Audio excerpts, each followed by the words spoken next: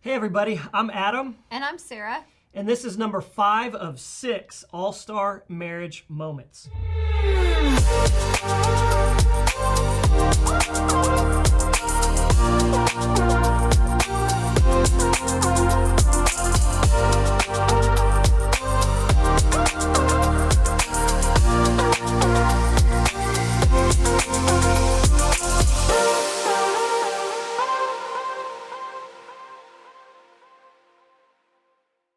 Now, we've heard that some couples, I guess, maybe fight sometimes or argue or don't get along. I mean, What is that? I don't know. We've never. Okay, of course, we've had our share of fights and arguments and disagreements and not getting along. In fact, the other day, I was actually thinking about the first fight that we ever had that I remember us having. And I felt like Sarah was giving off this vibe like she wasn't going to let a husband, the inconvenience of a husband get in the way of her goals. And she thought I was giving off a vibe like a woman ought to be home barefoot and pregnant. And neither of which was true, but that's kind of the vibe that we were getting from each other. And we both were not happy campers about that. I thought you were going to tell about probably the same trip to Branson, where I thought we were going to go to Solar City and see the lights. And we got down there and Adam let's just go do this little drive-through, which ended up being very bad. Yeah.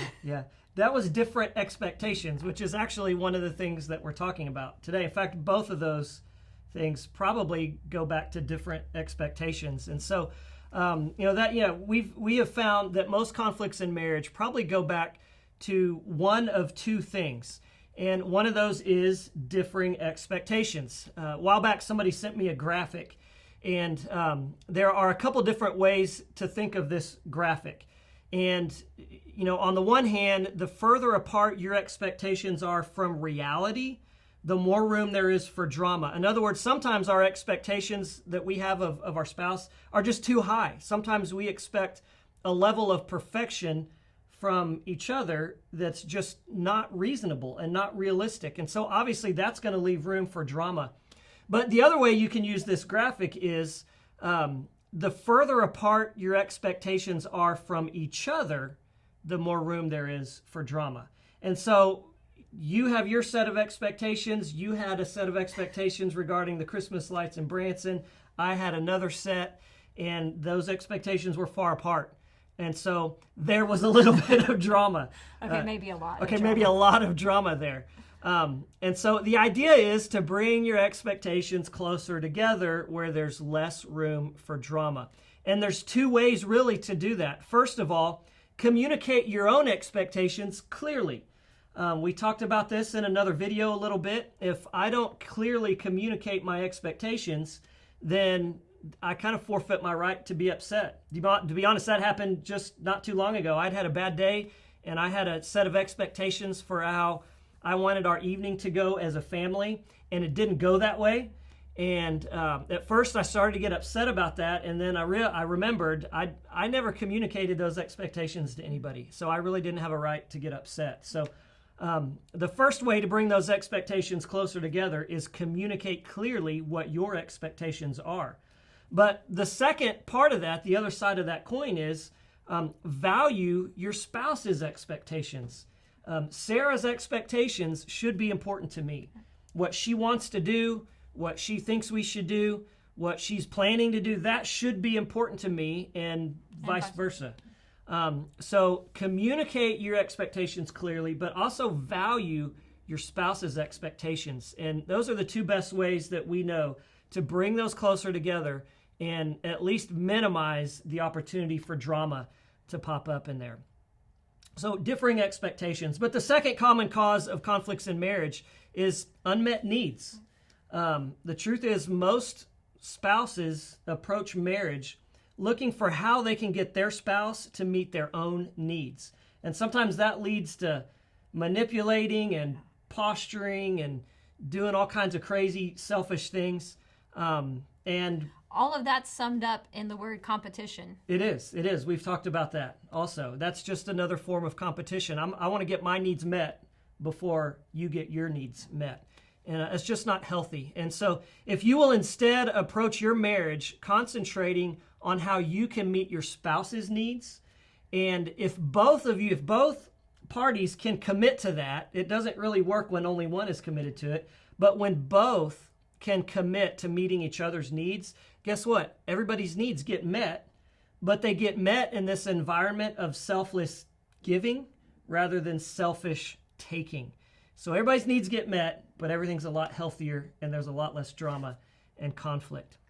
When Adam and I were first married, I was a full-time college student, and he worked full-time as a pharmacy tech and as a youth pastor. And so I would go to school in the morning, and then I would come home to an empty house and do homework and whatever else needed to be done around the house. And Adam worked second shift at the pharmacy, and so he would come home at 10 o'clock at night or so, and he had been with people all day long, and he didn't want to speak one more word. He didn't want to be near anyone, and I had the opposite kind of day. I had gone all afternoon and evening by myself, and so when he came home, then I was ready for interaction, and I needed to speak to people. Yeah, and yes, there was a lot of drama involved in that, and I would come home and bury my head maybe in Sports Illustrated magazine or something like that. And once we realized what was going on here, somebody helped us realize this dynamic that was taking place where we both had different needs. Once we figured that out, we were able to, basically you gave me room to come home and just spend the first, 10 or 15 minutes. I think we agreed on a time where I could just chill and kind of unplug and unwind and read about my Cowboys or something like that. But then my part in that was I had to stick to the time limit that we agreed on and not let it, go 30, 45 minutes, hour. And so that was kind of how we found a resolution there to these differing needs that we had at that time. So watch out for different expectations and watch out for unmet needs. So, Sarah, what are some other quick tips, just real quickly, that we could share with people when it comes to resolving conflict? Not every battle is worth fighting. Know what battles to pick. Carefully choose the time and place for those difficult conversations. That was another lesson we really had to learn, was time and place. And when you're both exhausted and it's 10 o'clock at night, that's not the best time. Probably not the best time. Sometimes that's the only time, but if you can avoid, that. Right. Reach a truce before you go to bed, and avoid never and always statements, because it only takes the other person one example to prove always and never wrong. Right. Yeah, and reaching a truce before bed, we should probably expand on that a little bit. Some people say don't go to bed until you've resolved the conflict, and sometimes that's just not feasible. I mean, if it's late in the night and you've been, having this intense moment of communication, as Pastor Kyle says, and you've been doing that for a long time and you're exhausted, and now it's getting late and you got to get up for work, that's usually not when we do our best thinking, and a lot of times emotions are a little bit more raw there. So sometimes if you get to that point, at least call a truce. At least get to where you can give each other a hug, maybe a kiss on the cheek. Again, reaffirm your love and commitment to each other, which we've talked about, and say, you know what, I love you and I'm committed to you. Let's talk about this some more in the morning or tomorrow night or this weekend or whenever, when we can kind of have some rest and have some clear heads. But at least get to a point where you can call a truce and not go to bed with your blood pressure through the roof, just still steaming at each other. So that's really important. And then Sarah mentioned the always and never statements. Yeah, that's an example of that would be, you always do this, or you never do that.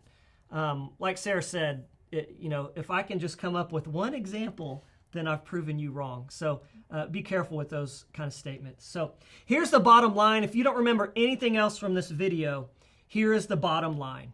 The goal of conflict is not to win or prove yourself right. That is not the goal.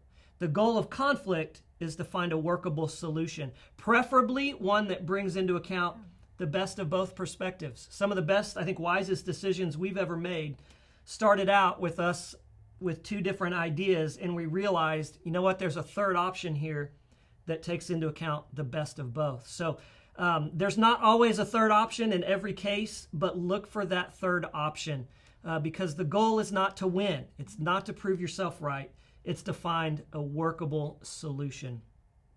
So finally, the single most important thing about conflict is apologize, apologize, apologize. And forgive, forgive, forgive. Definitely. You need heavy doses of both because marriage can be difficult at times. And so remember that a genuine apology is never followed by an excuse. It's never followed by a rationalization. It's never followed by the word but. But also remember that genuine forgiveness, part of that means you don't keep bringing it up down the road. If you keep bringing it up down the road and using it as ammo later, then you really haven't forgiven. You really haven't let go of that. So apologize and forgive, apologize and forgive. So we just want to ask you as we close, is there something that you need to apologize to your spouse for? Or is there something that you need to forgive your spouse for and let go of that right to be angry or to get even? Is there something you need to apologize for? Is there something you need to forgive your spouse for? If there is, there's really no better time to do that than right now. So close your laptop, put your phone down, go apologize, go tell them you forgive them. So this has been another all-star marriage moment, and we are wishing you a healthy marriage.